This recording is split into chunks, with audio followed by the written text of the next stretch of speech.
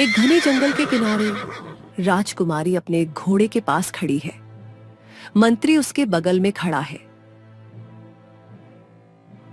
आज भी खाली हाथ, ये क्या मजाक है मंत्री? यह मुझे बिल्कुल भी बर्दाश्त नहीं है। सारा दिन भटकने के बाद भी मुझे एक भी शिकार नहीं मिला।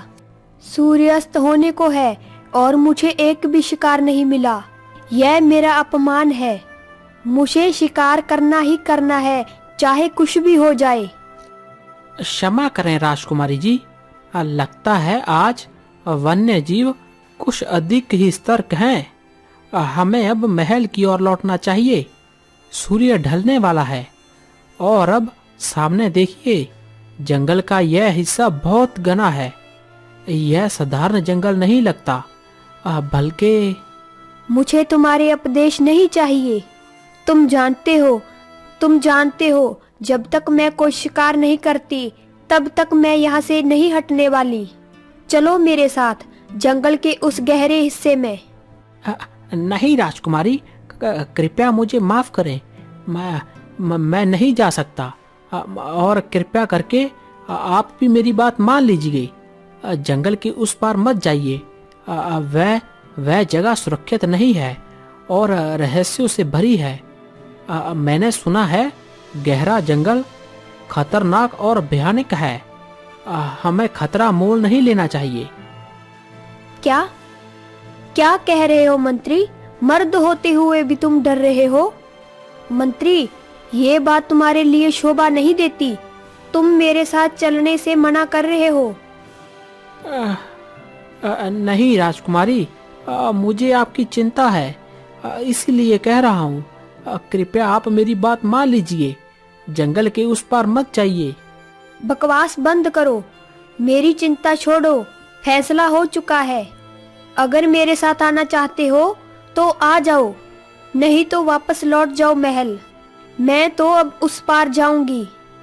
मंत्री बार बार राजकुमारी को रोकने का प्रयास करता है। राजकुमारी, मेरी बात सुनिए। मेरा समय नष्ट मत करो मंत्री। राजकुमारी अपने घोड़े पर बैठ तेजी से घने जंगल की ओर निकल जाती है। हे भगवान, हमारी रक्षा करना।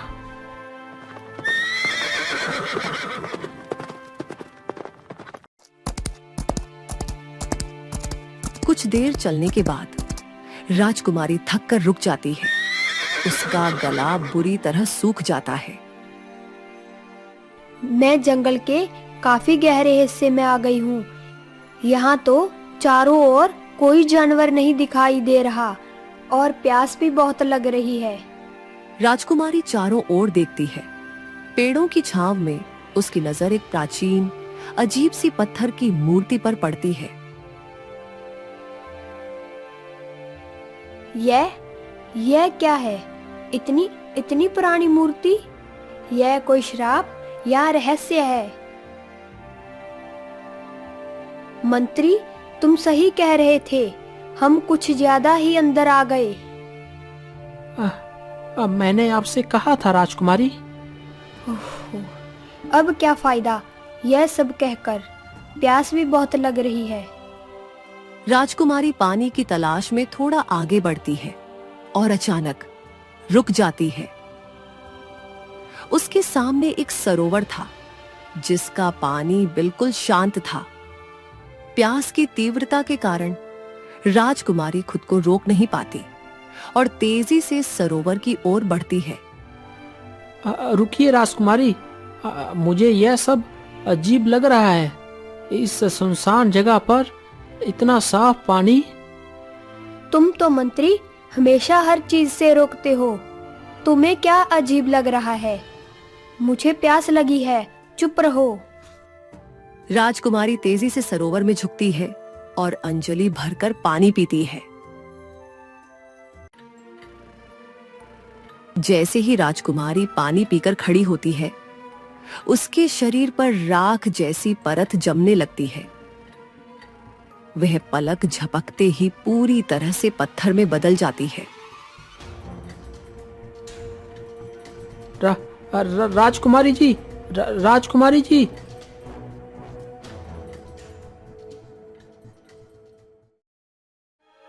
ये क्या हो गया राजकुमारी?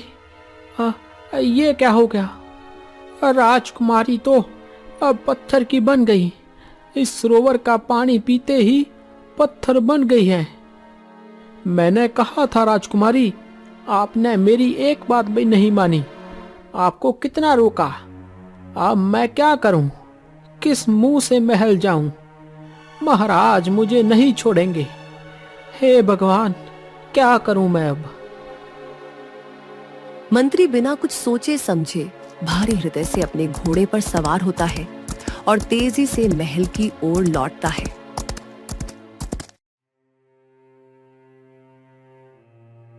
महाराज, महाराज। मंत्री, क्या हुआ मंत्री? तुम अकेले क्यों लौटे हो? और राजकुमारी कहाँ है? और तुम्हारी ये दशा क्यों है? महाराज, महाराज, आपकी लाडली अब इस दुनिया में नहीं रही। क्या क्या बकवास कर रहे हो तुम? क्षमा करें महाराज, हम जंगल के उस हिस्से में गए जहां जाने को मैंने बार बार मना किया। राजकुमारी को प्यास लगी। उन्होंने एक रहस्यमयी सरोवर का पानी पी लिया। उस सरोवर का पानी विष नहीं, वह पानी एक शराब था। शराब? हाँ महाराज, जैसे ही राजकुमारी पानी पीकर खड़ी हुई तो वह पत्थर की मूर्ति बन गई। झूठ! तुम झूठ बोल रहे हो। तुमने मेरी बेटी को खो दिया। मैं तुम्हें... ये सच है महाराज। मैं उस शराब को देखकर भागा हूँ। मैं अपराधी हूँ, मुझे दंड दीजिए। लेकिन मैंने राजकुमारी को बहुत रोका था महाराज। मेरा सब कुछ, मेरी बेटी। महाराज तेजी से राजगुरु के पास आते हैं। राजगुरु ध्यान मुद्रा में बैठे थे। गुरुदेव, गुरुदेव, आंखें खोलिए। मंत्री कह रहे हैं कि मेरी पुत्री, मेरी राजकुमारी किसी सरोवर का पानी पीते ही पत्थर की बन गई है। क्या ये भयानक बात, क्या ये सचमुच सच है?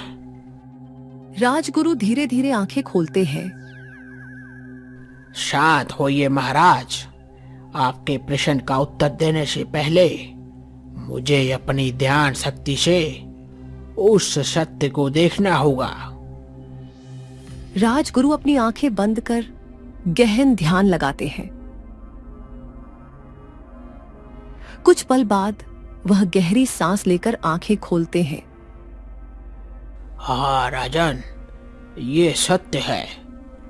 जिस सरोवर का जल आपकी पुत्री ने पिया वह कोई साधारण जल नहीं, वह मौनी शिला सरोवर है जो एक प्राचीन श्राप से ग्रसित है। आपकी पुत्री सचमुच एक पत्थर में बदल चुकी है। मेरी बच्ची, क्या अब वह वापस नहीं लौट पाएगी गुरुदेव? क्या कोई उपाय नहीं, कोई रास्ता, कोई सुराग नहीं? निराश ना होइए राजन, उपाय अवश्य होगा। क्योंकि हर श्राप का एक तोड़ होता है, लेकिन उस तोड़ को जानने के लिए हमें पहले सरोवर के पास का मूल रहस्य जानना होगा। यह कोई मानवीय ज्ञान नहीं है।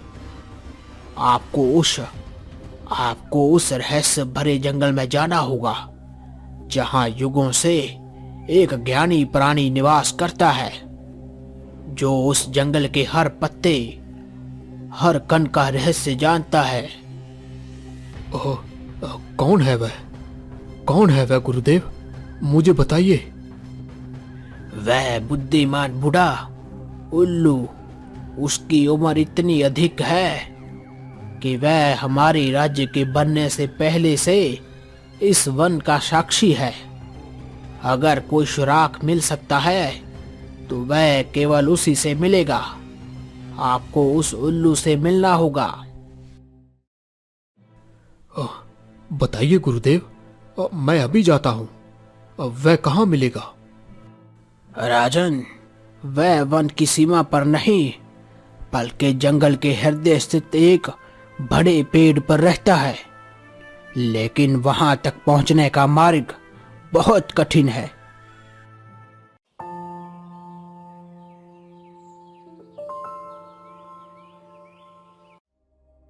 महाराज अपने राजसी वस्त्रों को त्याग कर एक साधारण यात्री का वेश धारण करते हैं। मंत्री, अब देर नहीं करनी। मेरी बेटी का जीवन उस बूढ़े उल्लू के ज्ञान पर टिका है। हम साधारण रूप में जाएंगे ताकि जंगल के प्राणी हमें राजा ना समझें।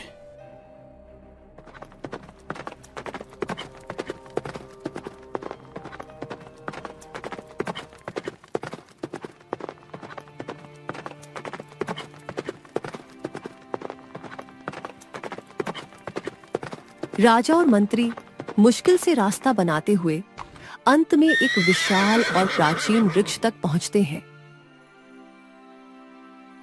वृक्ष की सबसे मोटी शाखा पर बुद्धिमान बूढ़ा उल्लू शांत बैठा था। हे वन के ज्ञानी, हम दूर से आए हैं, एक गहरे दुख और आशा की खोज में। उल्लू धीरे से अपनी बड़ी पीली आंखें खोलता है। राजन, मुझे पता है तुम क्यों आए हो। मैंने तुम्हारे हृदय के कष्ट को देख लिया है, जो तुम्हारी पुत्री के पीड़ा के कारण उत्पन्न हुआ है। बोलो, अब मैं तुम्हारी किस प्रकार से सहायता कर सकता हूँ? बुद्धिमान उल्लू, मेरी पुत्री, मेरी राजकुमारी मौनी शिला सरोवर का जल पीकर पत्थर की बन गई है। मैं एक पिता हूं, मेरा हृदय टूट चुका है। मुझे कारण बताइए, मुझे बताइए कि मैं अपनी पुत्री को इस श्राप से कैसे मुक्त करूं। उस सरोवर ने एक और मासूम को अपने श्राप में जकड़ लिया। हाँ राजन, वह मौनी शिला सरोवर एक श्रापित जलकुंड है। उसका रहस्य बहुत गहरा है और उस सरोवर के श्राप से आज तक कोई नहीं बचा है। लेकिन मुक्ति का मार्ग कठिन होते हुए भी मौजूद है। राजन, उस श्राप को कोई तलवार या मंत्र नहीं बल्कि एक दिव्य पक्षी ही तोड़ सकता है। तुम्हें उस पक्षी का एक पंख चाहिए। यदि तुम उस पंख को पहले सरोवर में और फिर राजकुमारी की छिला मूर्ति को छू दोगे तो राजकुमारी बिल्कुल सही हो जाएगी और उस सरोवर का श्राप हमेशा के लिए टूट जाएगा। तो बताइए बूढ़े उल्लू, मुझे वह पक्षी कहाँ मिलेगा? अब मैं अभी जाकर अपनी पुत्री को श्राप से मुक्ति दिलाता हूँ। रुको राजन, इतनी जल्दबाजी मत करो। जिस पक्षी की मैं बात कर रहा हूँ वह किसी साधारण व्यक्ति के पास नहीं आता और ना ही वह किसी से बात करता है। अगर तुम्हें उसके पंख चाहिए तो सबसे पहले तुम्हें उसके 3 खोए हुए मोती ढूंढने होंगे। ओह, 3 मोती? हाँ राजन, 3 खोए हुए मोती। अगर तुम वह तीनों मोती ढूंढकर उसे भेंट कर दोगे तो वह पक्षी तुम्हारी मदद करेगा और तुम्हें पंख देगा। ओह, लेकिन वह मोती मुझे मिलेंगे कहाँ? राजन, मैं तुम्हें यह तो नहीं बता सकता कि वह मोती कहाँ है, क्योंकि ज्ञान स्वयं अर्जित किया जाता है। लेकिन मैं तुम्हें 3 पहेलियां देता हूँ। इन पहेलियों को समझकर तुम अवश्य ही उन स्थानों तक पहुंच जाओगे जहां वह 3 मोती छिपे हैं।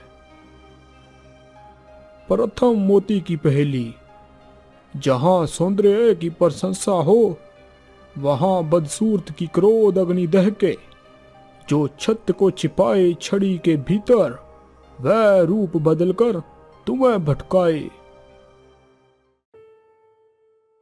दूसरे मोती की पहेली।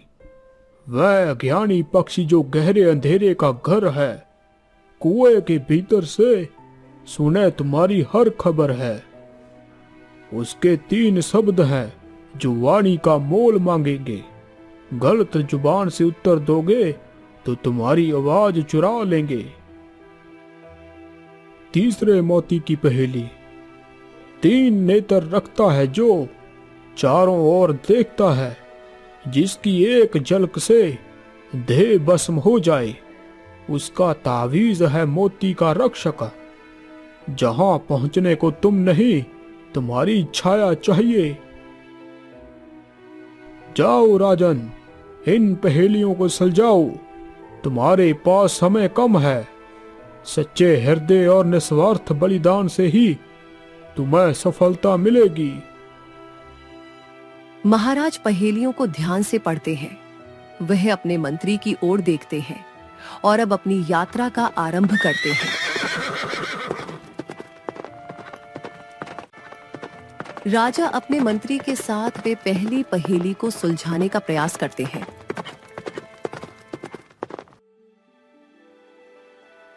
सौंदर्य की प्रशंसा और बदसूरत की क्रोध अग्नि। यह किसी ऐसे प्राणी की ओर इशारा करता है जो अपने रूप से ग्रसित है और जिसके पास रूप बदलने की शक्ति है। रूप बदलकर तुम्हें भटकाए, यह कोई जादूगरनी या डायन ही हो सकती है।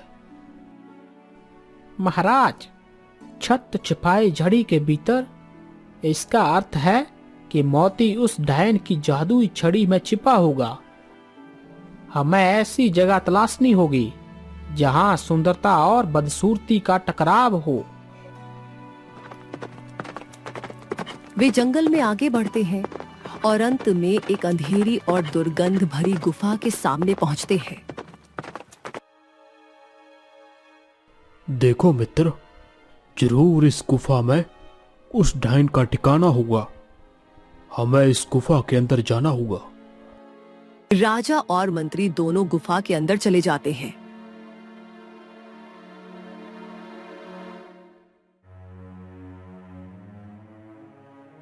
महाराज, ये कैसी जगह है? और देखिए, ये आवाज किस ओर से आ रही है? चुप रहो मंत्री, हमें सावधान रहना होगा। यह वही गुफा है जिसका वर्णन पहली पहेली में था। वे धीरे धीरे अंदर बढ़ते हैं। गुफा के भीतर उन्हें एक बूढ़ी कुरूप डायन मिलती है। उसके हाथों में एक मृत शिशु। वह धीरे धीरे और उदास मन से लोरी गा रही थी। सो जा, सो जा, सो जा मेरे लाल, तू मेरा राज दुलारा। इस दुनिया में तूने ही तो दिया मुझे सहारा। महाराज, देखिए उसे। हे देवी, कौन हो तुम? मेरे बच्चे को नींद आ रही है, जोर से मत बोलो। महाराज, ये हमें बेवकूफ बना रही है। यह बच्चा तो मर चुका है, और जरा देखिए महाराज, यह कितना बदसूरत है। इसे कोई लोरी नहीं, बल्कि मंत्री के मुंह से मर चुका है और बदसूरत शब्द निकलते ही डायन की उदासी भीषण क्रोध में बदल जाती है। मेरे बच्चे को मृत कहा, मेरे लाल को बदसूरत कहा। तुम सत्य को जानते हो, तो अब तुम केवल बेमानी शोर मचाओगे। वह तेजी से अपनी छड़ी घुमाती है। तेज प्रकाश मंत्री पर पड़ता है और वह एक पल में हरे तोते में बदल जाते हैं। डायन फिर से अपने बच्चे को थामकर लोरी गाने लगती है, मानो कुछ हुआ ही ना हो। शांत हो जाओ मित्र। राजा अब सीधे उसकी भावना पर प्रहार करते हैं। जैसा कि उल्लू की पहेली ने संकेत दिया था। देवी, मैं आपके पास केवल एक क्षमा मांगने आया था। ये मूर्ख सच और झूठ का भेद नहीं जानता। मैंने आपके पुत्र को देखा, मैं आपको बता नहीं सकता। मैंने अपने जीवन में इतना अद्भुत, इतना तेजस्वी और इतना खूबसूरत शिशु पहले कभी नहीं देखा। यह बालक तो सीधे स्वर्ग से उतरा लगता है। यह धरती इसके लिए बनी ही नहीं थी। इस सौंदर्य की बराबरी तो कोई नहीं कर सकता। डायन का गुस्सा धीरे धीरे शांत होता है। तुम सही कहते हो। मेरा बच्चा वह सबसे सुंदर था।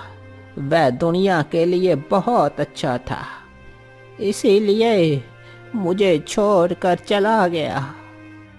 माता, अब मैं एक छोटा सा अनुरोध लेकर आया हूं। आपकी ये छड़ी बहुत अद्भुत लगती है। क्या मैं इसे एक पल के लिए हाथ में लेकर इसकी कारागरी देख सकता हूं? अब मैंने सुना है कि चुड़ैलों की छड़ियों में अनोखा ही शिल्प होता है। क्या मेरी छड़ी देखना चाहते हो? ठीक है, ले लो, पर इसे छूना नहीं। यह बहुत शक्तिशाली है। छड़ी को सावधानी से लेता, वह तुरंत छड़ी को देखता है और चालाकी से मोती निकाल लेता है। ये रहा मेरा पहला मोती। क्या क्या कहा तुमने? मेरी छड़ी, मेरा मोती? तुम धोखेबाज हो। मुझे माफ करना देवी, पर मेरी बेटी का जीवन इस मोती पर टिका है। यह एक पिता की मजबूरी है। अब मेरी बेटी पत्थर की बन चुकी है। उसे जीवन देने के लिए मुझे बाकी के 2 मोती भी चाहिए। पहला मोती मैंने ले लिया है। चलो मित्र, जल्दी से इस गुफा से बाहर निकलो। इतना कह राजा और तोता मंत्री जल्दी जल्दी गुफा से बाहर निकलते हैं। महाराज, हमने पहले मोती को ढूंढ निकाला, लेकिन महाराज देखिए, मैं एक तोते में बदल गया। डरो नहीं मित्र, हम तुम्हारे ठीक होने का रास्ता भी ढूंढ लेंगे। अब हमें उस दूसरे स्थान की ओर बढ़ना होगा जहां हमें दूसरा मोती मिलेगा। हाँ महाराज, अब उल्लू की दूसरी पहेली याद कीजिए महाराज। ज्ञानी पक्षी, गहरा अंधेरा और वाणी का मोल। हमें उस ओर जाना होगा जहां का जंगल सबसे पुराना और सबसे शांत है। चलो उस दिशा में चलते हैं। राजा और मंत्री घने जंगल में आगे बढ़ते हैं। वे 2 दिन तक घने रास्तों से गुजरते हैं। तीसरे दिन वे एक ऐसे जंगल में प्रवेश करते हैं जहां पेड़ इतने पुराने थे कि सूरज की रोशनी मुश्किल से जमीन तक पहुंच पाती थी। चारों ओर एक रहस्यमयी मौन छाया हुआ था। महाराज, ये जगह सही लगती है। इस जगह की चुप्पी चीख चीख कर वाणी के शराब की बात कर रही है। राजा और तोता मंत्री ध्यान से चारों ओर देखते हैं। उन्हें पत्थरों से बना एक प्राचीन कुआं दिखाई देता है। कुएं के पास अजीब सी शांति थी। देखो महाराज, वही कुआं। पहेली के अनुसार ज्ञानी पक्षी जो गहरे अंधेरे का घर है। और देखिए, ऊपर कोई पेड़ नहीं है जिस पर गिद्ध बैठ सके, इसीलिए वह कुएं के भीतर ही निवास करता होगा। हाँ मित्र, लेकिन यह अब एक ज्ञान की परीक्षा है। हमें मौन होने का खतरा होगा। राजा और तोता मंत्री दूसरी पहेली सुलझाकर कुएं के अंदर पहुंचते हैं।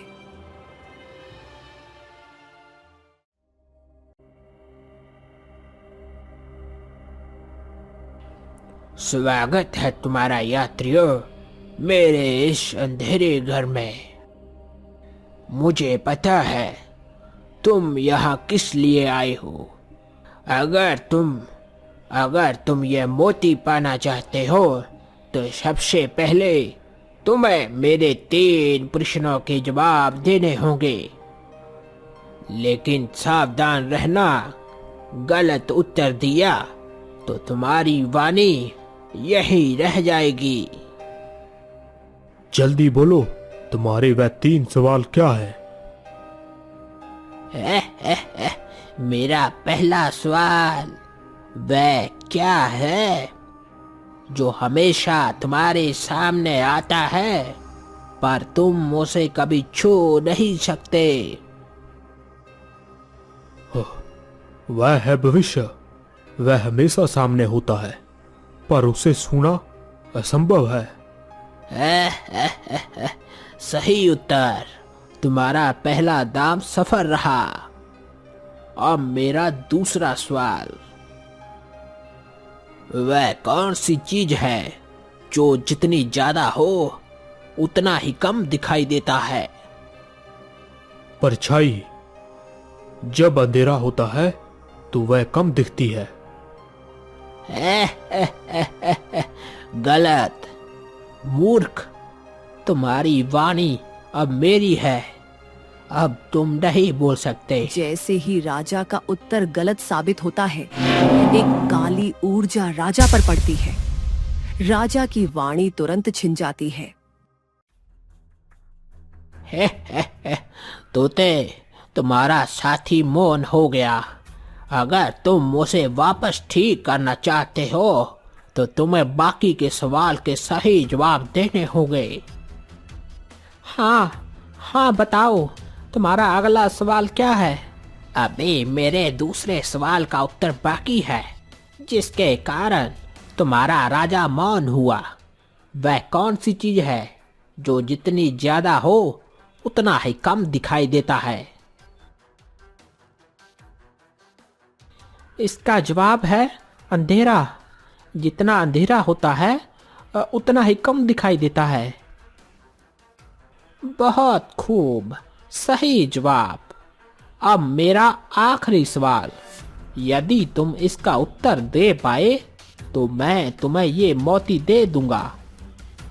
वह कौन सी चीज है जो दिन में 4 पैरों पर, शाम को 2 पैर पर और रात में 3 पैर पर चलता है?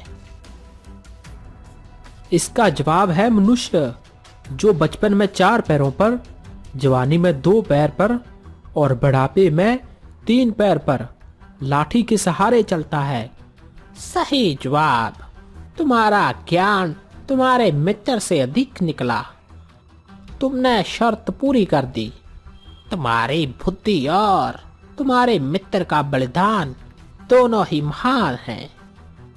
गिद्ध की मौनी शक्ति टूटती है और राजा की वाणी वापस आ जाती है। महाराज, धन्यवाद मेरे मित्र, तुमने मुझे बचा लिया। तुम दोनों अब मुक्त हो। ये लो तुम्हारा मोती। राजा ने मोती को सुरक्षित रखा और फिर गंभीर होकर गिद्ध की ओर देखा।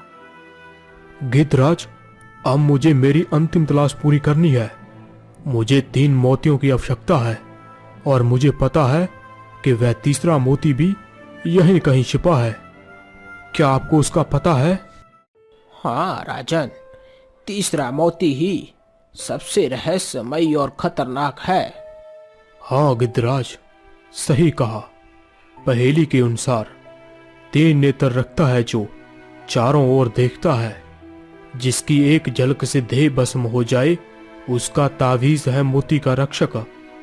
जहां पहुंचने को तुम नहीं, तुम्हारी छाया चाहिए। राजन, ये स्थान है विशाल पहाड़ियों की सबसे ऊंची गुफा के अंदर। वहां एक 3 नेत्र वाला शिवलिंग है। वह शिवलिंग ही मोती का रक्षक है। लेकिन उस गुफा के अंदर परिंदा भी पर नहीं मार सकता। उसकी अग्नि से आज तक कोई नहीं बच पाया। जो भी उसके सामने आता है वह तुरंत जलकर भस्म हो जाता है। भस्म हो जाता है? फिर मैं वहां कैसे पहुंचूंगा? राजन, ध्यान से सुनो। पहली पहेली का अर्थ। पहेली कहती है कि वहां तुम्हारी छाया चाहिए। तुम्हें अपनी भौतिक देह को शिवलिंग की दृष्टि से छिपाना होगा। तो फिर इसका क्या रास्ता है? कोई उपाय? गिद्ध ने काफी देर तक गहन विचार किया। हाँ राजन, एक रास्ता है। उसी दिशा में पहाड़ियों के पास एक विशेष वृक्ष जिसकी पत्तियां। क्या पत्तियां? क्या करना होगा पत्तियों का? राजन, उस पेड़ की पत्तियां दिव्य है। अगर तुम उस पेड़ की पत्तियां तोड़कर अपने मुंह में रखोगे तो तुम आदर्श हो जाओगे और तब तुम उस गुफा के भीतर जा पाओगे। शिवलिंग की दृष्टि तुम्हारी आदर्श छाया को नहीं जला पाएगी। लेकिन राजन, इसमें भी एक चुनौती है। तुम्हें अदृश्य होने के लिए उस पेड़ की एक पीली पत्ती ही चाहिए। पीली पत्ती? हाँ राजन, उस पेड़ की सभी पत्तियां गहरे हरे रंग की होंगी, लेकिन यदि तुम उस पेड़ के सामने सच्चे दिल से फरियाद करोगे, बिना किसी छल या लालच के, तो शायद तुम्हारा इरादा तुम्हें वह एक पीली पत्ती प्राप्त करने में मदद कर दे। ठीक है गिद्धराज, हमें मार्ग मिल गया। अब हम अपनी पुत्री को वापस लाने के लिए सत्य की अंतिम परीक्षा देने जा रहे हैं। राजा और मंत्री गिद्धराज के बताए अनुसार आगे की यात्रा शुरू करते हैं और पहाड़ियों के रास्ते से गुजरते हुए उस स्थान पर पहुंचते हैं। मित्र तोते, यह स्थान शांत और रहस्यमय है। यहाँ हवा में भी एक अजीब सी स्थिरता है। हमें यही कहीं वह अदृश्य छाया वृक्ष खोजना होगा।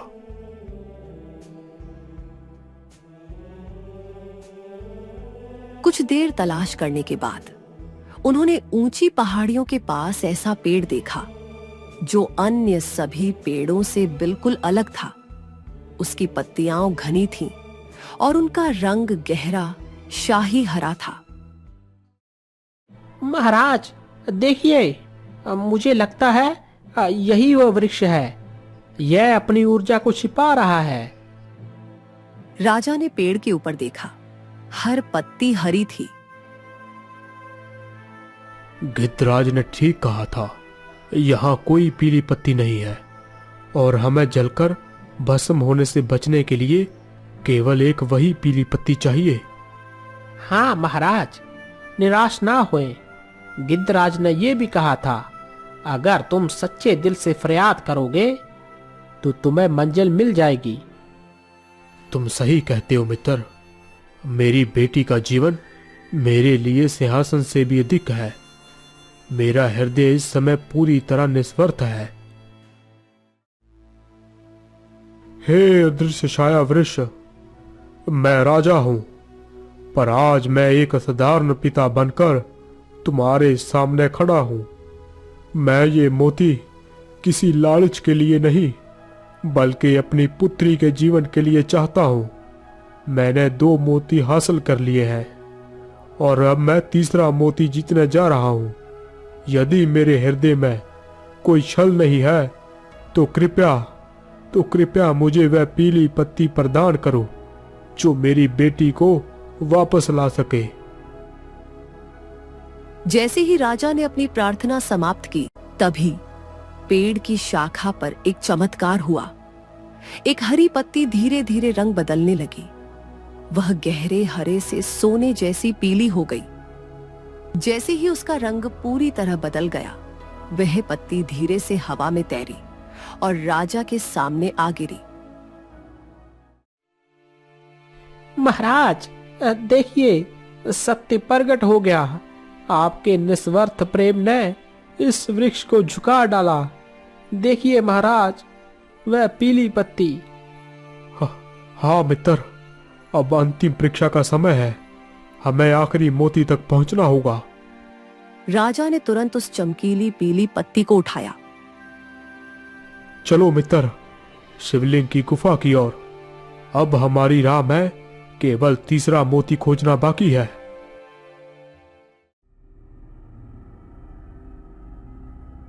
राजा और मंत्री उस गुफा के बाहर आ खड़े हुए।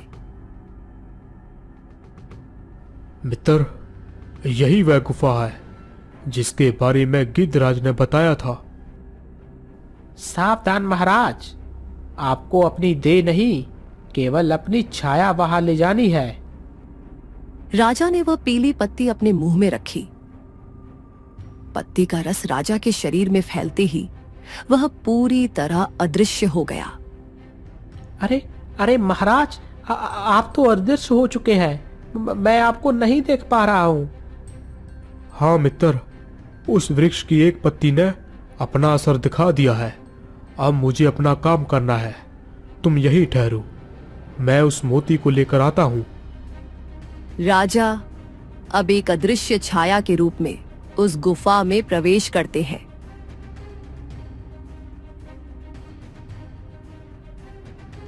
गुफा के केंद्र में एक प्राचीन शिवलिंग स्थापित था, जिसके पास रुद्राक्ष की माला पर मोती चमक रहा था। शिवलिंग के सामने एक विशाल नागदेव सर्प कुंडली मारकर बैठा था। यह नागदेव नहीं, बल्कि मोती की रक्षा करने वाला एक शाप था। राजा अदृश्य रहते हुए शिवलिंग के पास पहुंचा। राजा ने पीली पत्ती मुंह से बाहर निकाल दी और दृश्यमान हो गया। हे नागदेव, मैं अपनी पुत्री के जीवन के लिए ये मोती चाहता हूं। मेरी विनती है कि आप यहां से हट जाएं। लेकिन सर्प अपनी जगह से जरा भी नहीं हिलता और शांत बैठा रहता है।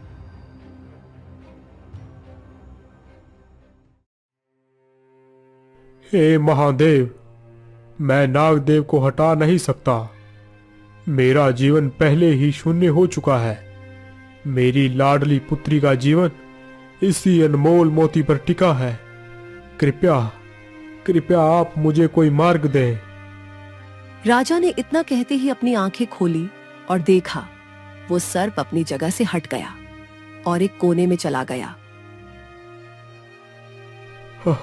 धन्यवाद महादेव, आपने मेरी सत्यनिष्ठा को स्वीकार किया। राजा आगे बढ़ा और शिवलिंग के पास से मोती उठाया। आखिरकार मैंने 3 मोती ढूंढ ही निकाले। अब मेरी पुत्री का श्राप टूट जाएगा। मुझे अब उस उल्लू के बताए अनुसार उस पक्षी के पास जाना होगा, जिसके एक पंख से मेरी पुत्री का जीवन वापस आएगा। राजा गुफा से बाहर निकलते हैं। महाराज, आप सकुशल बाहर आ गए। मैं डर गया था कि शांत हो जाओ मित्र, डरने की कोई बात नहीं है। हाँ, मुझे तीसरा मोती मिल गया है। हमारे तीनों मोती अब एक साथ हैं। राजा ने तीसरा मोती मंत्री को दिखाया। वाह वाह महाराज, अद्भुत। ये 3 मोती तो अद्भुत है। अब हमें क्या करना है महाराज? क्या हमें अब उस पक्षी के पास जाना है जिसके ये 3 मोती है, जैसा कि उल्लू ने बताया था? हाँ मित्र, अब समय आ गया है। उल्लू के बताए अनुसार हमने उस पक्षी के 3 मोती खोज लिए हैं। अब हमें उस पक्षी से मिलना होगा। राजा और मंत्री उस अद्भुत पक्षी के पास पहुंचते हैं। राजा ने आदर से सिर झुकाकर कहा, पक्षीराज, मैं यहाँ आपके 3 खोए हुए अमूल्य मोती लेकर आया हूं। राजा ने 3 चमकते मोती निकाले और उन्हें पक्षी के सामने रखा। पक्षी अपने 3 खोए हुए मोती देखता है। पक्षीराज, एक बुद्धिमान उल्लू ने मुझे मार्गदर्शन दिया था। उसने कहा था वह पक्षी ही तुम्हारी मदद करेगा जब तुम उसके 3 खोए हुए मोती खोज निकालोगे। उसके पंख में वह शक्ति है जिससे तुम्हारी राजकुमारी और सरोवर का श्राप टूट जाएगा। क्या ये सत्य है? महाराज, उल्लू ने बिल्कुल सत्य कहा था। मेरे ये मोती ही मेरी शक्ति थे जो मुझसे छीन लिए गए थे। आपने इन्हें लौटाकर मुझे नया जीवन दिया है। मैं अवश्य ही आपकी सहायता करूंगा। पक्षी ने राजा को प्रेम पूर्वक अपना एक श्वेत पंख देते हुए समझाया।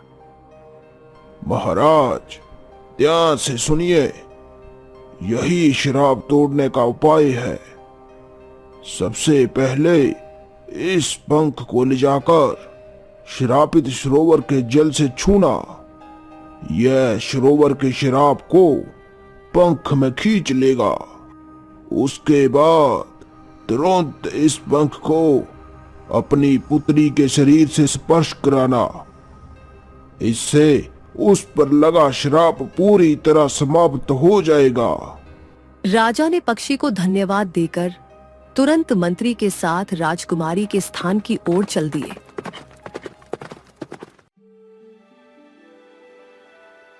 राजा तुरंत सरोवर के पास पहुंचे जहां राजकुमारी की मूर्ति खड़ी थी।